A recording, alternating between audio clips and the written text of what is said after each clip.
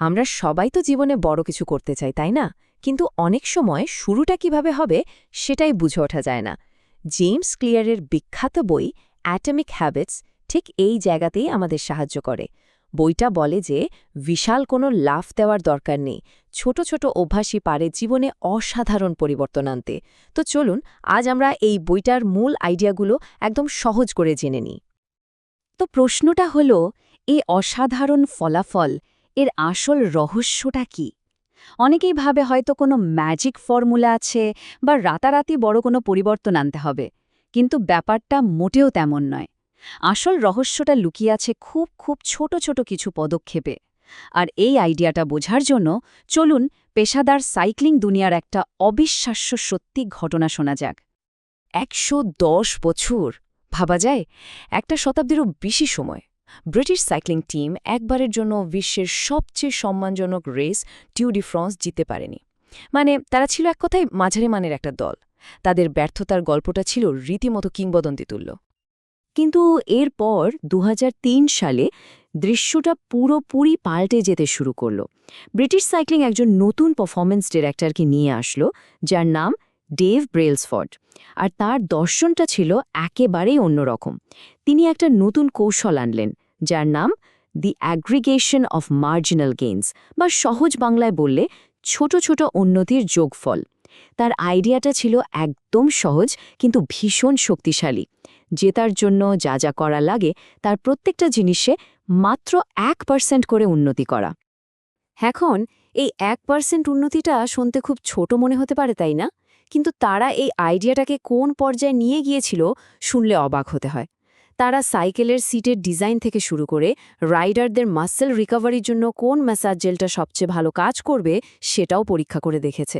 এমনকি ঠান্ডা লাগা এড়ানোর জন্য হাত ধোয়ার সঠিক নিয়ম শেখাতে একজন সার্জনকে ভাড়া করা হয়েছিল। ভাবুন তো, প্রত্যেক রাইডার কোন বালিশ আর ম্যাট্রেসে ঘুমালে সবচেয়ে ভালো ঘুম হবে সেটাও ঠিক করা হয়েছিল। এমনকি দলের যে ট্রাক সেটার ভেতরটা সাদা রং করা হলো যাতে সামান্য ধুলোবালিও চোখে পড়ে আর সাইকেলের পারফরমেন্সে কোনো প্রভাব না ফেলে। মানে এমন কোনো ছোটখাটো বিষয় ছিল না যা তারা বাদ দিয়েছে। আর এই সব ছোট ছোট উন্নতির ফল কি হলো? এক কথায় অবিশ্বাস্য। যে দলটা ১১০ বছরে একটাও ট্যুর ডি ফ্রান্স জেতেনি, সেই দলটাই মাত্র ৬ বছরের মধ্যে পাঁচটা শিরোপা জিতে নিল। এটা সাইক্লিংয়ের ইতিহাসে একটা বিপ্লবের মতো ছিল।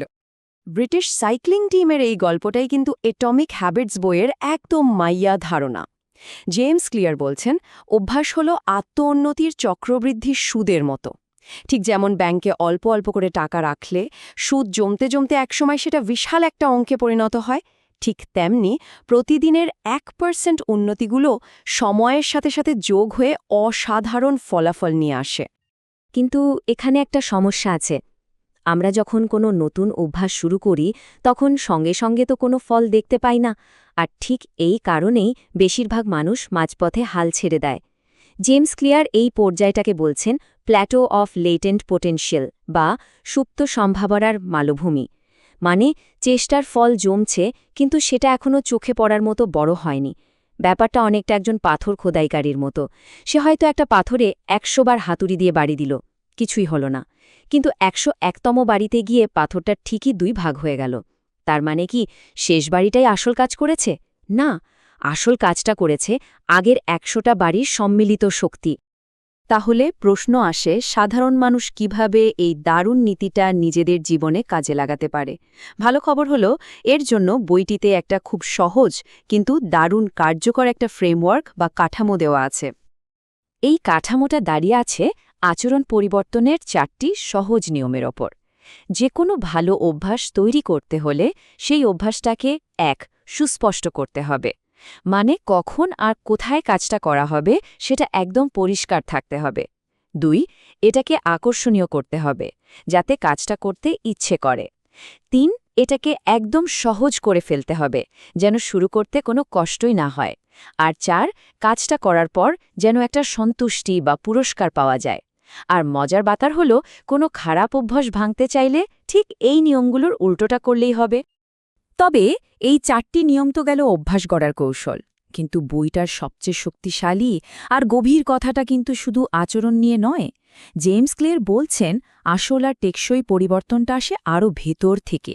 এটা আসে যখন কোনো অভ্যাস আমাদের পরিচয়ের বা আইডেন্টিটি অংশ হয়ে যায়। ব্যাপারটা একটু বুঝিয়ে বলি। ধরা যাক কেউ ভাবল এই বছর আমি ৩০টা বই পড়ব। এটা হলো একটা লক্ষ্যভিত্তিক চিন্তা। এর বদলে যদি ভাবা হয় আমি একজন পাঠক হতে চাই, তাহলে সেটা হয়ে যায় পরিচয় ভিত্তিক চিন্তা। ফোকাসটা তখন আর কোনো নির্দিষ্ট ফলাফলের ওপর থাকে না, বরং ফোকাসটা চলে যায় আমরা আসলে কী ধরনের মানুষ হতে চাই তার উপর। আর এটাই হলো আসল মোটিভেশন। যখন একটা অভ্যাস আমাদের পরিচয়ের অংশ হয়ে যায়, তখন আর জোর করে কিছু করতে হয় না। আমাদের প্রত্যেকটা কাজ, সেটা যত ছোটই হোক না কেন, আমরা যে ধরনের মানুষ হতে চাই তার পক্ষে এক একটা ভোটের মতো কাজ করে।